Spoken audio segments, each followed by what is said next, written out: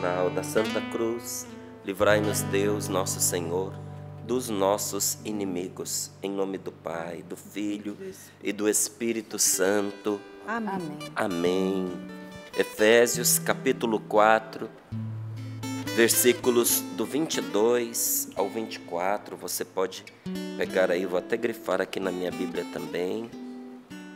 Efésios capítulo 4, versículos do 22 ao 24. Assim nos diz a palavra de Deus. Precisais deixar a vossa antiga maneira de viver e despojar-vos do homem velho que vai se corrompendo ao sabor das paixões enganadoras. Precisais renovar-vos pela transformação espiritual da vossa mente e vestir-vos do homem novo, criado à imagem de Deus, na verdadeira justiça e santidade. Vou repetir esta palavra. Precisais deixar a vossa antiga maneira de viver e despojar-vos do homem velho, que vai se corrompendo ao sabor das paixões enganadoras. Precisais renovar-vos pela transformação espiritual da vossa mente e vestir-vos do homem novo, criado à imagem de Deus, na verdadeira justiça e santidade. Palavra do Senhor. Graças a Deus. Graças a Deus. Como essa palavra combina, né, com aquilo que foi dito aqui do Papa João Paulo II. Esta palavra do Papa, que diz assim: Cristo sabe bem o que está dentro do homem. Somente Ele o sabe. Cristo sabe bem o que está dentro de você. Somente Deus o sabe. Nem você sabe. Nem você. Cristo sabe bem o que está dentro do seu coração. Aquilo que te motiva, aquilo que te alegra, aquilo que te dá paz, aqueles sonhos que você já está sonhando, mas aqueles sonhos profundos. Nós temos sonhos que estão guardados na profundidade do nosso ser e que vêm à tona na medida em que a gente vai amadurecendo. Não é? Você já viu que os seus sonhos mudam? Que tem sonhos que aparecem mais tarde na vida e que são melhores, não é? Diz a palavra de Deus: vinho novo, amigo novo, é quando envelhece que se bebe com gosto. Que tem coisas que maduras são melhores, né? Como o vinho, né? Os sonhos também. Quando a pessoa não deixa de sonhar, né? Porque tem gente que a vida vai avançando e a pessoa vai deixando de sonhar. Mas quando você não deixa de sonhar, os seus sonhos na maturidade, eles são profundos e mais realizadores. E a gente vai descobrindo isso com a graça de Deus. Estava guardado dentro de nós e a gente não sabia, mas Deus sabia. Deus sabe os sonhos pelos quais você aspira. E justamente quando a gente não os vive, dá essa sensação de vazio, né? Cristo sabe bem o que está dentro do homem. Sabe as coisas boas, mas também sabe as suas dores, as suas tristezas, as suas humilhações, as situações indigestas dentro de você. Porque quando nós vivenciamos uma injustiça, isso, se não for pela graça de Deus, isso demora a dissolver dentro da gente, demora. Às vezes uma pessoa faz o mal a você, você passa por ela, aquele negócio embrulha o estômago de novo, né? E você diz: eu já perdoei. E perdoa, às vezes perdoa mesmo. Mas fica aquele negócio dentro de nós, porque a injustiça, se Deus não põe a mão, ela demora a dissolver e a ir embora de dentro de nós. Então, às vezes, a gente fica com esses tumores dentro do coração, sabe? Dentro da alma. O Senhor sabe dos seus medos, dos seus receios, das suas angústias, das suas ansiedades. Só Ele sabe. A gente sabe até uma certa medida, mas a partir dali a gente não sabe mais.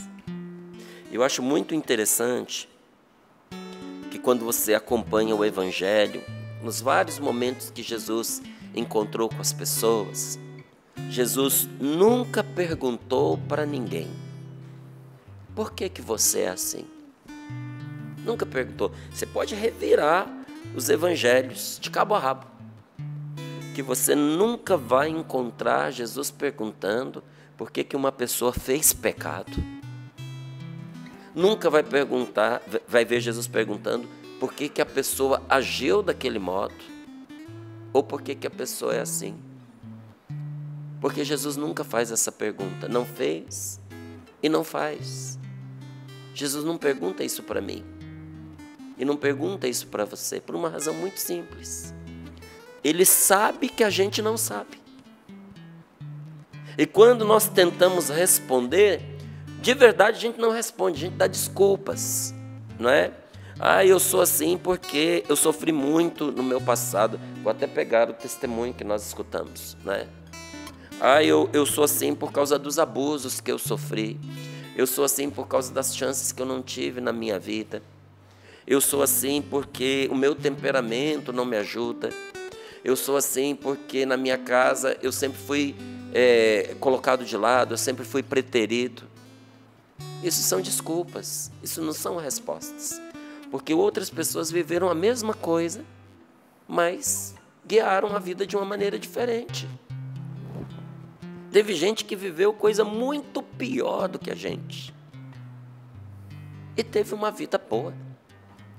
Então, o que a gente acha que é a resposta, na verdade é desculpa. Eu sou assim porque eu sempre me senti rejeitado, então para eu ser incluído, eu acabo cedendo ao que as pessoas querem, eu tenho uma vontade fraca. Desculpa. Quem é que sabe de verdade as verdadeiras motivações, as nossas razões mais profundas? É Deus. E esse Deus está dizendo para mim e está dizendo para você nesta manhã: precisais deixar a vossa antiga maneira de viver. Tem que deixar para trás. Essa antiga maneira de viver. Qual antiga maneira de viver? Essa que era conduzida por essa velha criatura, esse velho homem, essa velha mulher, sem Deus, não é? Esse homem impiedoso, essa mulher impiedosa. O que é o homem impiedoso? Aquele que não vive como um filho de Deus. Aquele que não reconhece a autoridade, a precedência e o amor do seu Criador na sua vida. Que vive como se Deus fosse Ele próprio. Que vive como se Deus não existisse. Que vai se deixando guiar não por aquilo que Deus lhe revela, lhe inspira, lhe conduz, lhe ordena, mas ao sabor, pela vontade das suas paixões enganadoras. Precisais deixar a vossa antiga maneira de viver e despojar-vos, desvestir-vos, tirar de dentro do coração esse homem velho que todo dia vai apodrecendo, vai se corrompendo, vai se deteriorando, vai piorando ao sabor das paixões enganadoras. Porque tem paixão que é boa, tem paixão que é péssima. Olha, como é bom quando o nosso amor e a nossa paixão estão na direção certa. Todo mundo que teve um encontro pessoal com Jesus, meus queridos, não tem como não se apaixonar por nosso Senhor Jesus Cristo. É uma paixão maravilhosa. O nosso coração se inclina para Ele, a gente se emociona, a gente chora de alegria, a gente chora de amor. Você tem um encontro pessoal com Jesus, você vai deitar, às vezes você perde o sono, mas não é de perturbação, é de alegria, de amor. Na cama ali, pensando em Deus, no quanto Ele é bom com você. Sabe, o seu coração se desmancha, porque a gente está apaixonado. não é? E isso nos puxa em direção a Deus, e louvado seja nosso Senhor por essa força, que não estou falando de amor, estou falando de paixão, porque amor é coisa diferente. Mas essa paixão, não é? Que acesa dentro de nós por causa da experiência que nós fizemos do amor de Deus, vai nos puxando em direção a Ele. Só que quando a gente põe o nosso apego nas paixões, mesmo nas boas, a gente logo se decepciona. Porque paixão não dura. Até a paixão por Deus. Porque paixão é sentimento, é um sentimento avassalador. Sabe? E a gente não dá conta desse sentimento. Chega uma altura que a boa paixão, ela cede lugar ao amor. Então, quando um casal maduro diz, tudo nosso casamento é bom, mas a gente já não tem aquela paixão dos nossos inícios. Graças a Deus, significa que vocês são normais. Senão, tinha perdido o juízo, tinha enlouquecido. Estudo sobre a mente humana diz que a pessoa não consegue se manter fortemente apaixonada por mais de 10 anos sem perder o juízo. 2 anos. Por mais de 2 anos sem perder o juízo. Então chega uma altura que é até prejudicial. A paixão por Deus, ela vai se transformando no amor de Deus. No amor a Deus. E se você acha que a paixão é forte, você precisa ver o amor. Diz a Sagrada Escritura que o amor é forte como a morte. O amor, ele é muito mais poderoso do que a paixão. E quando esse amor ele é a Deus, é o que é bom, nossa, ele constrói a vida da gente.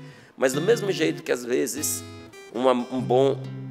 às vezes, o amor acende uma boa paixão, tem paixão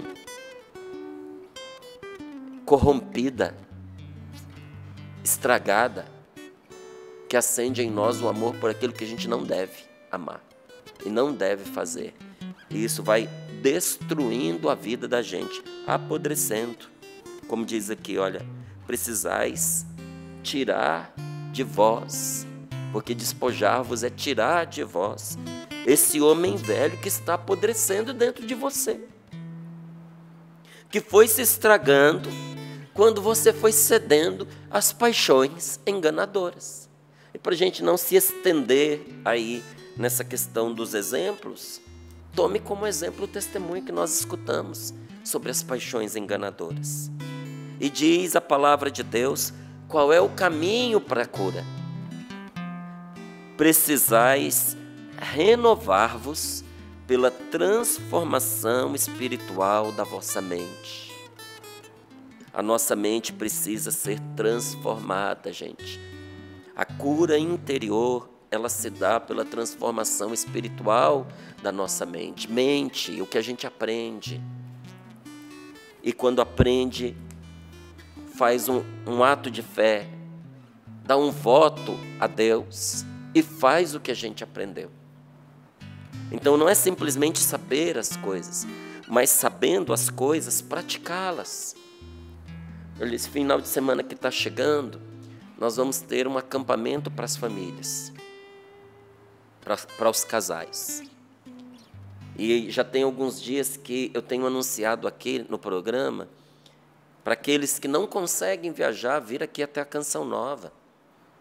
Vão poder fazer em casa esse aprofundamento online para as famílias. A verdade que liberta a família. Por que a Canção Nova insiste tanto em certos assuntos? Porque a vida de muitos de nós está quebrada. Quebrada emocionalmente, quebrada afetivamente, quebrada espiritualmente, quebrada psiquicamente. Muitas das nossas famílias estão fraturadas, estão partidas. Algumas rasgadas pelo divórcio. E não pensa que o divórcio é só um rasgo na vida conjunta de um marido e de uma mulher, não. O divórcio rasga a vida dos filhos. É uma ruptura na vida familiar. Imagine as dores e os problemas que acompanham uma escolha como essa. E aqui eu não estou julgando quem se divorciou, não, porque às vezes era necessário. Porque tem relacionamentos que são doentios, são insuportáveis, não é? E que infelizmente vai desandar num divórcio. Mas que isso fere as pessoas envolvidas, fere profundamente. E em grande parte dessas situações está envolvido o pecado. Pecado que levou ao divórcio e o próprio pecado do divórcio, de procurar romper aquilo que Deus uniu. Não é o que diz a palavra? O que Deus uniu, o homem não separe. E como é que nós vamos curar todas essas feridas? Pela transformação espiritual da nossa mente. Precisais renovar-vos pela transformação espiritual da vossa mente. E vestir-vos não daquele homem velho, daquela velha criatura, com seus valores corrompidos, com os danos todos que foi causando a si mesmo, aquilo que apodreceu dentro de nós e vai apodrecendo a nossa vida. Em vez daquilo, precisamos pôr para dentro, revestirmos-nos do homem novo, criado à imagem de Deus, na verdadeira justiça e santidade. Você viu que a palavra de Deus está mandando que a gente seja transformado?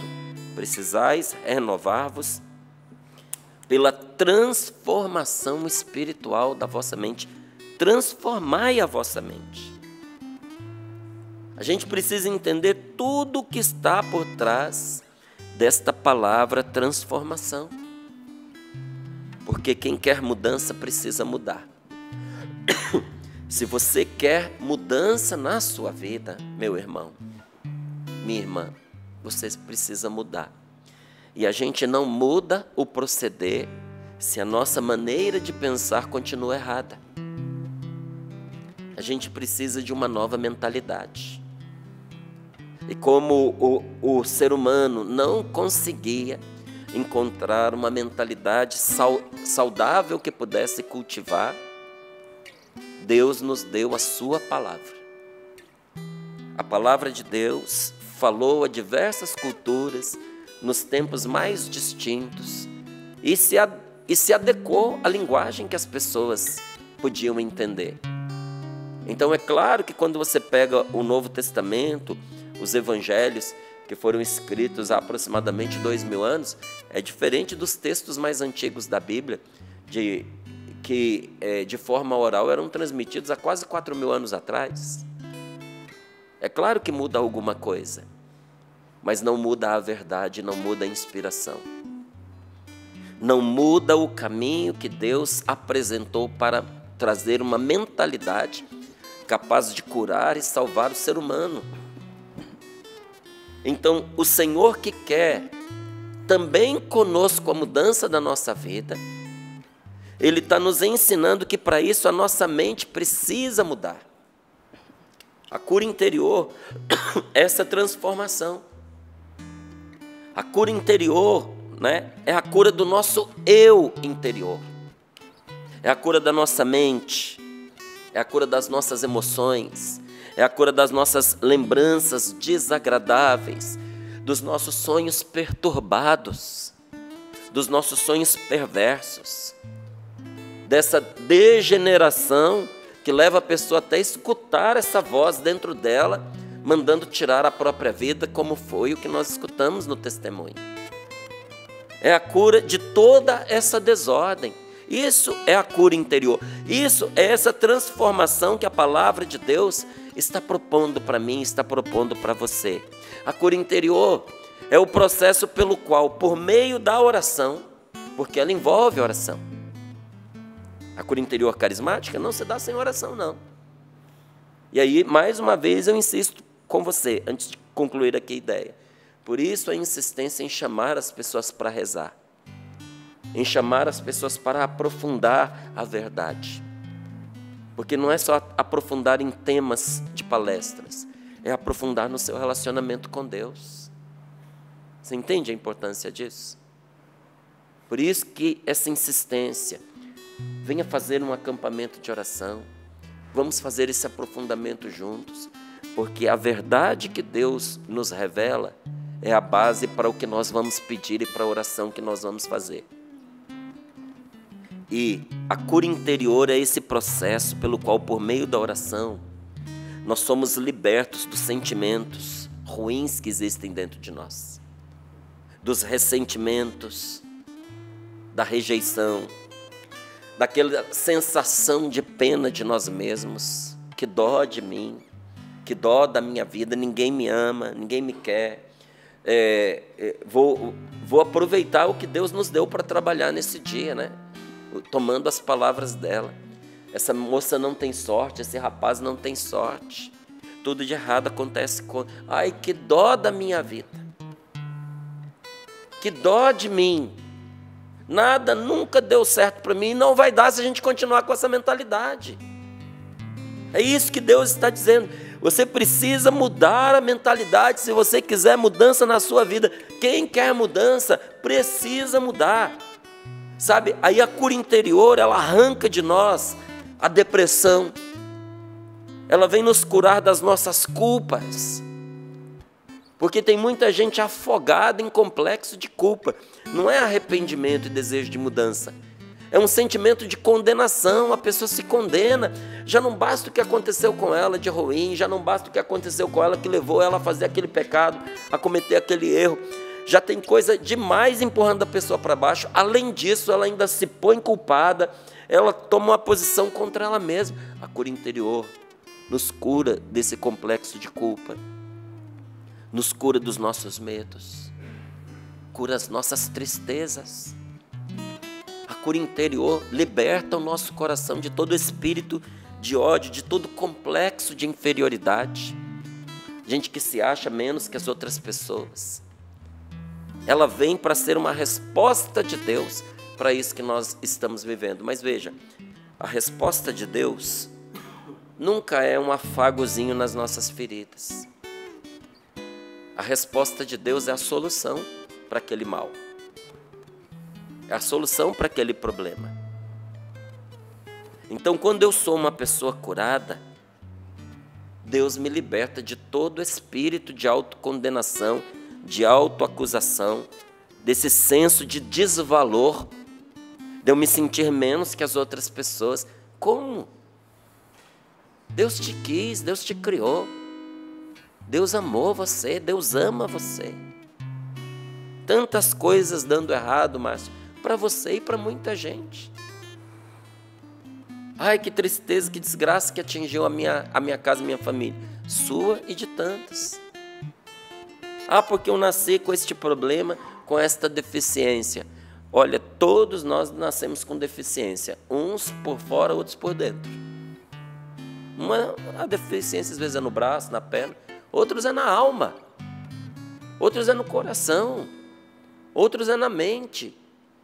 Não é? Ninguém neste mundo é perfeito. Todo mundo tem o seu quinhão de dores. Mas tem gente que vive feliz, tem gente que vive alegre, tem gente que vive bem e de verdade, profundamente, sim, encontrou Deus. Quando você encontra a Deus, olha, esses detalhes não são mais o suficientes, por mais sérios, por mais graves que eles sejam, eles não são suficientes para arrancar a nossa felicidade. Mas para que a cura realmente aconteça, há um bloqueio que precisa ser retirado de dentro de nós. Porque alguns de nós trabalhamos contra a nossa própria cura. Porque nós cultivamos esses bloqueios. Nós não só os temos, mas nós ficamos agarrados a eles, como diz a palavra, agarrados a esse homem velho, essa velha criatura que seguia pelos próprios prazeres, pelas paixões enganadoras. E aqui, ó, paixão não é só você gostar de alguém. A ira é uma paixão, o ódio é uma paixão, a vingança é uma paixão. São paixões enganadoras. Porque levam você para a destruição. Te prometem felicidade, realização, justiça, compensação. E só traz dano para a sua vida. E de todos esses bloqueios que a gente cultiva dentro do nosso coração, o maior bloqueio à nossa cura é a falta de perdão, é o maior. Esse ganha disparado na frente. E Jesus nos avisou a respeito dele, quando disse para nós, na sua palavra, não julgueis e não sereis julgados. Não condeneis e não sereis condenados. Quando eu condeno as outras pessoas, quando eu julgo as outras pessoas e como eu tomo a decisão de não perdoar, eu estabeleço esse mesmo juízo sobre mim. Eu bloqueio o meu coração para a vida. Essa não é a maneira de Deus proceder. Nós somos filhos de Deus. A sua imagem e semelhança, não é o que a palavra está dizendo? Vestivos do homem novo, criado à imagem de Deus. A imagem de Deus, na verdadeira justiça e santidade. Eu preciso me revestir dos pensamentos de Deus. Mas como que eu vou me revestir dos pensamentos de Deus se eu não sei quais são? Porque Ele deixou escrito, mas eu não tomo conhecimento, eu não leio, eu não rezo, eu não me instruo a respeito do que Deus está me ensinando na sua palavra. Como é que eu vou me revestir dos sentimentos de Deus, se o meu coração está sempre cheio de coisa ruim? Como é que eu vou agir como um filho de Deus, se quem está liderando a minha vida é a velha criatura e não o homem novo à imagem do Senhor? Como é que Deus age conosco? É como nós devemos agir com os outros. E Deus nunca condena. Deus sempre perdoa. Se Deus não condena você, não condene a sua mulher, meu irmão. Não condene o seu marido, não condene os seus filhos. A sua filha, o seu filho. Não condene a sua mãe, não condene o seu pai. Eu não estou dizendo para você aprovar as coisas erradas que possam estar fazendo. Não estou dizendo para você compactuar com o erro, nem dar desconto em coisa grave. Não estou pedindo isso. Estou pedindo para você não julgar e não condenar a pessoa. Deixa nas mãos de Deus. Porque você não sabe quais são as motivações da pessoa, nem porque ela é assim. Porque, olha, Cristo sabe bem o que está dentro do homem. Somente Cristo sabe. Você não sabe, não é? Então, nunca condene as pessoas, sempre perdoe. Por quê? A pessoa não merece. Eu não faço porque ela merece, eu deixo de merecer. Porque quando eu não merecia, Deus me perdoou e continua a me perdoar. Então, se o Senhor não guarda o meu erro, eu também não vou guardar o de ninguém. E rezar, que é o que nós vivemos ali no nosso momento de intimidade com Deus, porque não existe cura interior sem oração. Rezar é aceitar que a maneira de Deus agir é melhor do que a minha. Por que eu rezo?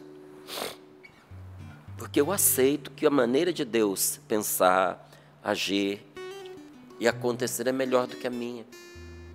O que eu vou buscar na oração? Vou buscar mais de Deus na minha vida. Vou buscar a inspiração de Deus, vou buscar a força de Deus.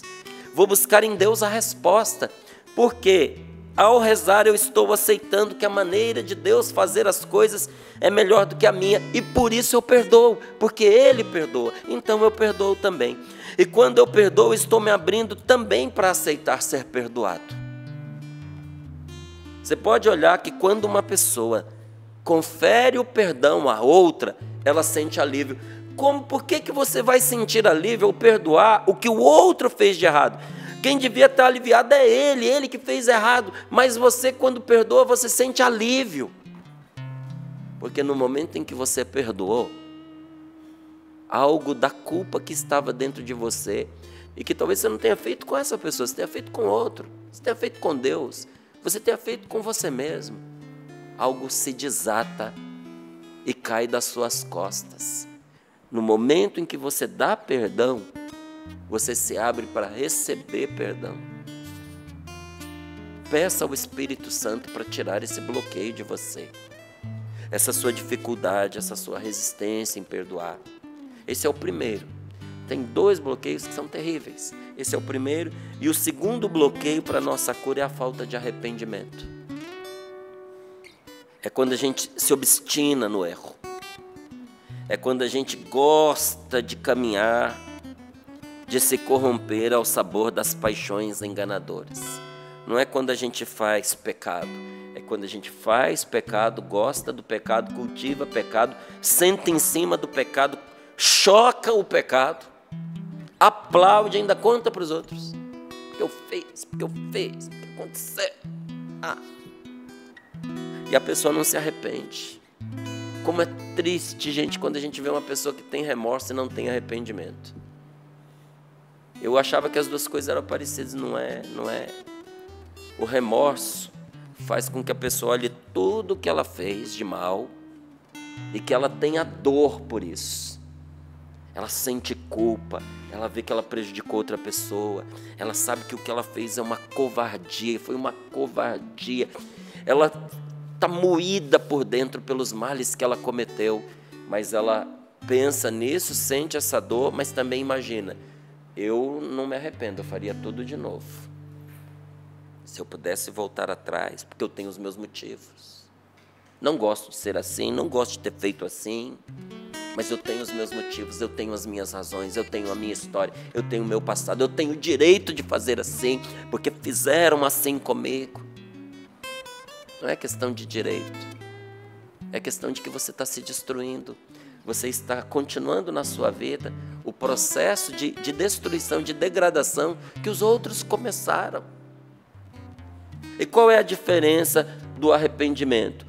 Quem é arrependido, em vez de apenas ter remorso, a pessoa arrependida, ela olha para tudo que ela fez de errado. Ela sabe que ela prejudicou, sabe que foi um canalha, sabe que foi uma desgraçada quando fez o que fez, sabe de tudo isso.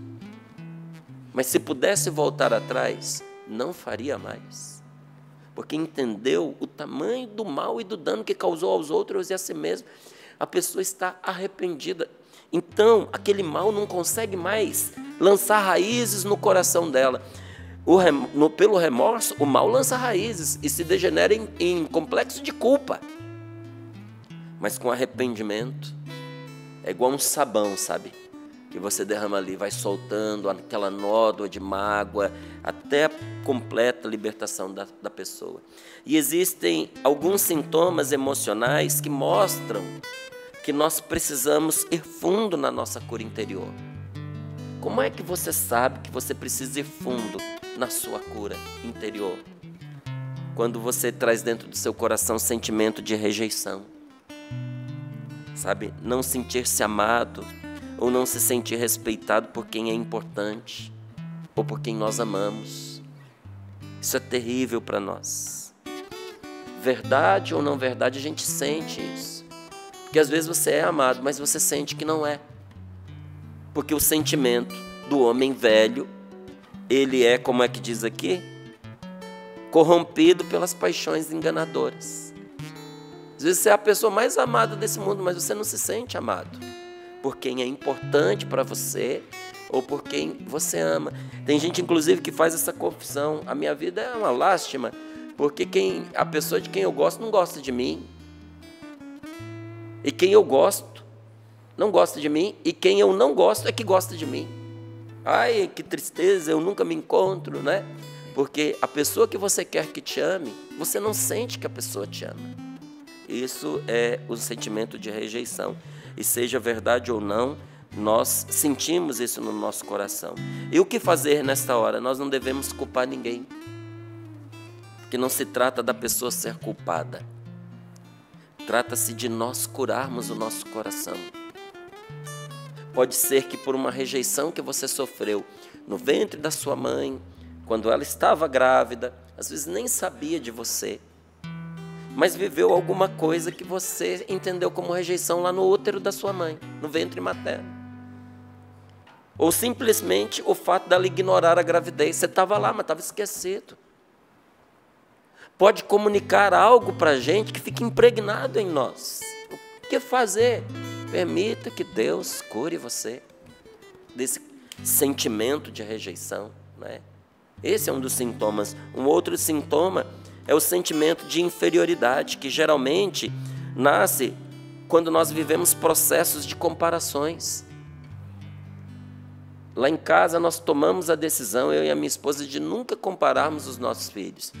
Porque a gente foi comparado e a gente sabe como isso é doloroso, como isso é difícil, como isso é injusto. Você não pode comparar uma pessoa com a outra nunca. Nem se forem gêmeos idênticos, nem se forem. Esses dias eu estava na academia e tinha lá 2 menininhas de 4 anos de idade, gêmeas idênticas e vestidas iguais. E a pessoa que estava junto, que era parente, né, a mãe também estava ali, disse assim, a gente tem que perguntar quem é, porque elas têm que dizer, porque a gente não sabe. Elas eram muito parecidas, muito, muito parecidas.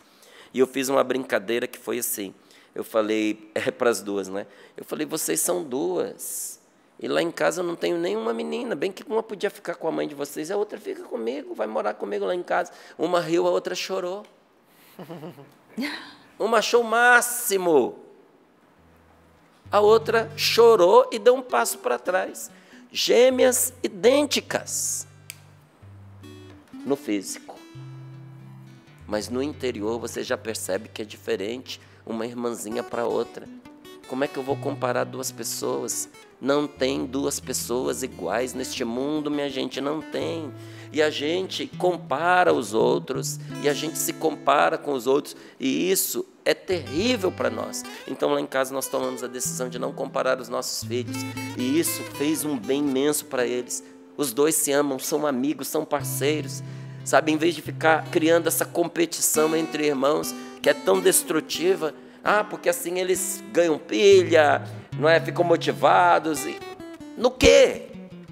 Se isso vai estragando a relação entre eles, o que é tão importante que possa deteriorar a união entre 2 irmãos, não é? Você está vendo como a gente tem mecanismos que a gente tem que deixar para lá?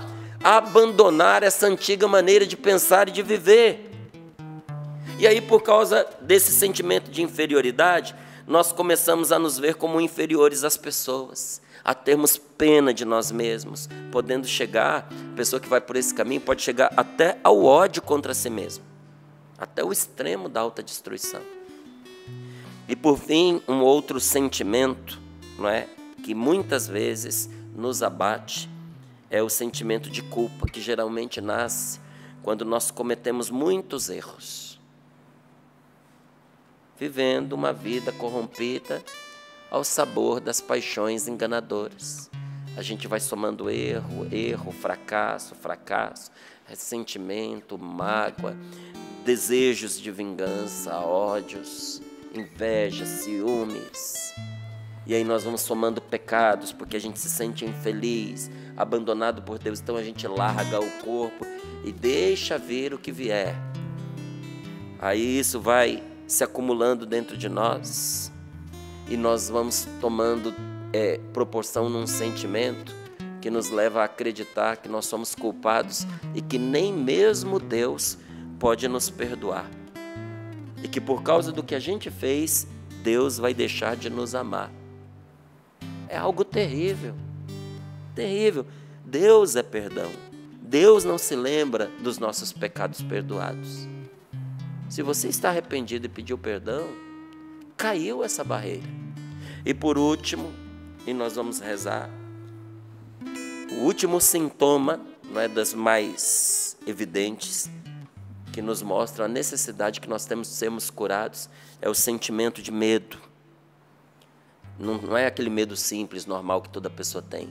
Trata-se de um medo anormal, sem lógica. É medo de escuro, é medo de doenças, é medo de vírus, é medo de bactéria, é medo de que coisas extraordinárias aconteçam conosco. Esses medos chegam dentro do nosso coração a partir das coisas que nós ouvimos. Então, por isso, vai aqui uma dica para você no finalzinho dessa partilha. Tome cuidado com o que você ouve no celular, tá? Está cheio de teoria da conspiração, cheio de medo de vacina, medo de inteligência artificial, medo do governo mundial, como está se estruturando. Tem muita coisa que é verdade, tem muita coisa que é mentira, mas uma coisa é certa, vai plantando medo dentro de você, o medo dentro de você, você vai adoecer. Não pense, olha, compare o tempo que você gasta ouvindo a palavra de Deus com o tempo que você gasta ouvindo essas porcarias. Vai adoecer você se você continuar nesse caminho. Eu limpei as minhas mensagens, eu não recebo mais isso. Se a pessoa ficar insistindo pessoalmente, eu já corto a pessoa. Vai ganhar um bloqueio lá, não é? E grupos que caminham nessa direção, eu saí disso, porque eles vão na contramão do que diz a palavra de Deus. A Bíblia repete para nós 360 vezes: não tenhais medo. Coloque as mãos sobre o seu coração. Feche os seus olhos um pouquinho. E peça a Deus que te dê a chave para a sua cura. Que te dê ferramentas para a sua cura interior. Porque por meio da cura nós somos retratados, restaurados em nossa personalidade. A cura interior é a chave para a sua cura plena de tudo na sua vida. E Deus nos cura surpreendentemente a cada dia, nos levando por um caminho de cura interior. Nós queremos, Senhor, aprender a colher de Ti este caminho. Nós queremos. Obrigado, meu Deus. Não existe cura interior sem disposição para o crescimento e amadurecimento. Eu entendi que é isso que o Senhor está me falando nesta palavra, então eu me abro agora para o que o Senhor quer fazer. Senhor, cura o meu coração. Senhor, leva-me pelos Teus caminhos. Senhor, se é necessário que eu supere este obstáculo de perdão, de falta de perdão, dá-me a graça, Senhor, de, lembrando da minha história, perdoar-me e reconciliar-me com as pessoas que me feriram. Dá-me a graça de não ter medo de olhar para trás e de repassar a minha história contigo para que o Senhor a cure. Vem, Espírito Santo de Deus, toma conta do nosso coração.